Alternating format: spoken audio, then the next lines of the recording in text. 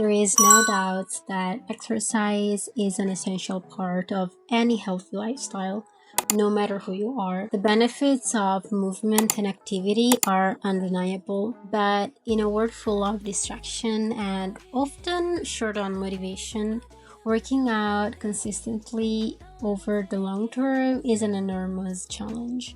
I mean, when and where do we even find the time? Really, it's about changing your mindset about exercise to make it more fun and sustainable so that rather than feeling like a chore, it's actually something that makes our day better every single time we do it. So, here are some of my tips to start working out as a complete beginner. If you tried and you failed to work out consistently in the past, you probably need to change first the mindset you have towards exercise. The first thing that you'll want to do is to develop a new idea about who and what kind of person you really are. Before starting to change what you do, you have to start by changing who you are. You have to change your identity. No matter how many times you have tried and failed to get started, start telling yourself that you are an active person that puts your health first and who will no longer make excuses for themselves when they don't feel like getting their workout done. If this sounds a bit like I'm asking you to delude yourself, it's because I am. Even if you don't believe it, that's fine. That's totally normal. The important thing is that your subconscious hears your words. When you are the one in control, you really can speak it into the existence by convincing yourself that it's possible. So let's start here. To tell yourself that change is possible and that no matter what will come in your way, we are going to make it. I always start my morning by journaling and then head to work out. Lately, I have been using the new clothing app Core, and let me tell you, I was like really surprised of how many free features there are in the app. It kind of feels like going back to the origin kind of feeling because I actually started my workout journey with clothing, and it has been so long since I did one of her workouts. There are a lot of programs that you can choose from body weighted workouts to weighted workouts and HIIT workouts and etc. The variety is crazy. Choose your program. It will automatically start on the day that you want to start, and you can kind of see the exact date when it is going to end. Also, features like progress photos, I feel like it's really good, especially because sometimes we're so focused on the weight that we see on the scale that we don't actually like know what's what. And I feel like progress photo are always better than weighing yourself. Of course, it's also good to know how much you weigh, but I also feel like sometimes you lose the whole picture when you're just weighing yourself. And there is a lot of water retention that goes up and down every single day. So having photos and seeing the actual progress in your body, it's, in my opinion, better.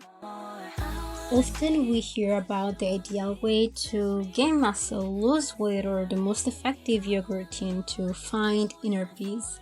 But what's really missing here is that for any program to succeed, no matter its goal, it actually has to be followed. A meticulously crafted workout routine is still completely useless if you are not consistent. So when we are trying to integrate exercise into our day-to-day life for the first time, let's focus mostly on something that we enjoy, something that we look forward to doing, something that feels good to do and leaves us feeling better after we finish that before we started. There are so many different kinds of exercises that can contribute to building a healthy lifestyle. Whether we start lifting weights, going for a run, playing sports, or even just taking longer walks to get our steps in. Take some time to experiment a bit. Find whatever it is you enjoy and start there. I am the worst runner ever. I don't like it at all. But this year I challenged myself to run once a week, every week for 3 months. And at first it was very challenging. I made up every single excuses possible not to go. But since it was once a week, I kind of had the strength and the willpower to force myself to do it. Sometimes it took like 2 hours for me to actually go, not gonna lie. But eventually my mind figured that the less excuses and resistance it made, the faster I would have been finished, and it became easier and easier to put on my shoes and get out of that door. Do I enjoy running after I did it for 3 months? No. Do I still do it after 3 months? No, because the deal was to do it for 3 months, and well, I still don't love it that much, but I really enjoyed those early runs and the dopamine rush that came afterwards. I also started lifting more weights that I have ever lifted, and I also started doing some yoga. As I said, you really need to find what works for you, and it may take a while, but eventually you'll find it.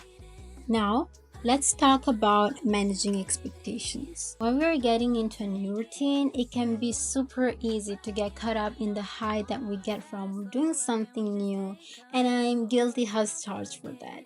We are excited, full of energy and motivation, but we well know that it won't last forever. At the beginning, try to not make your goals insanely high or hard to reach. I could have easily said, let's go running every single day for an hour. And for some, that's nothing. But I knew that if I had committed to that goal, maybe I would have been able to stick for the first 2 days, but I would have never finished it in the long run, and I know that. And this is why we have to understand that our goal is a long-term one. Setting realistic workout goals where we can actually stay consistent over the long term is much better than burning out and setting crazy goals that will only last us a week.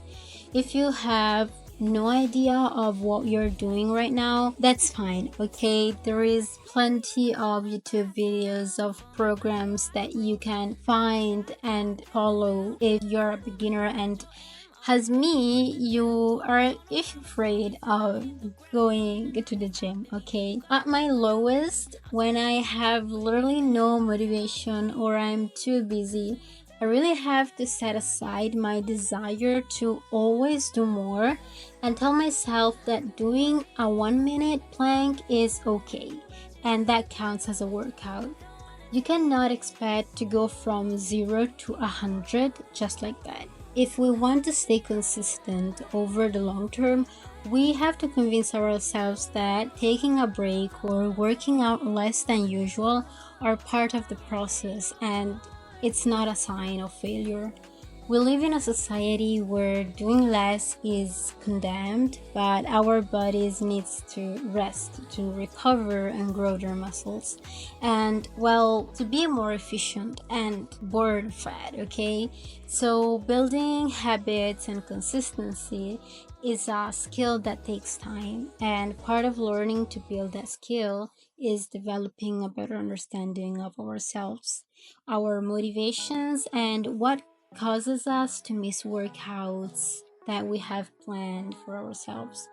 So, for example, after I injured myself and was then ready to work out again, I started with a 10 minutes workout every single day for a month before increasing to 30 minutes and then 1 hour. And it always really depends on your body and how it adjusts. So, listen to your body and not your mind. I also wanted to emphasize how important our health is. Without our health, we literally can't do anything. We can't study, we can't work, we can't even enjoy our day to day lives. So, if you're sick or not feeling well mentally or physically, we just feel terrible both on the inside and the outside. So, no matter what your mind is telling you, Practice to listen to your body. Your body is a whole intelligence on its own, and I know it is easier said than done. I was that kind of person that had a really bad relationship with her body. I didn't know when it was hungry or when it was full. I didn't know when to push a little bit harder in my workouts and when to take up extra rest day because my body needed it. The thing is that your body is not the problem, but all the noise, aka your mind, is not allowing you to listen to it. Your body will always tell you when it's exhausted and need a break, or urge you to get your butt up and move because you stayed in seat for too long. Life is distracting, and sometimes it's not even our fault that the relationship with our body got this bad, but it's your responsibility to fix it as best as you can. And one tip that I can give you to reduce all that noise is to actually do meditation. At least it really helped me. My most important advice is to avoid overworking yourself when you're new to exercise, especially in the gym.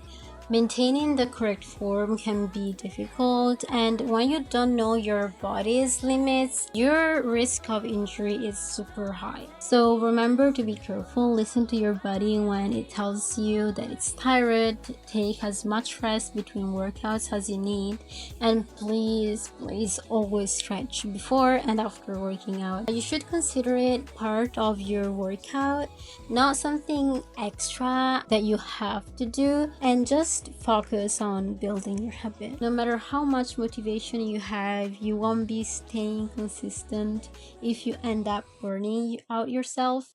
There's no secret to it. Building habits, it's about slowly integrating something new into our lives in a way that doesn't cause too much either stress or resistance at first. Our mind is made to keep us safe, to keep us in the comfort zone. So putting yourself suddenly in a new situation that you have never been in, it's just gonna scare him off, and you're just gonna find a bunch of resistance, and you're just gonna call yourself lazy for no reason because you're kind of trying to fight a way of being that has been there for centuries. It's like the oldest part of your brain that you cannot fight. So whether you want to change your diet, do more exercise, or spend more time outdoors, remember that all progress requires process. The key is finding the right one for you and starting small. So, alright, this is the end of the video. I hope you enjoyed. Yeah, I'll see you next time. Bye.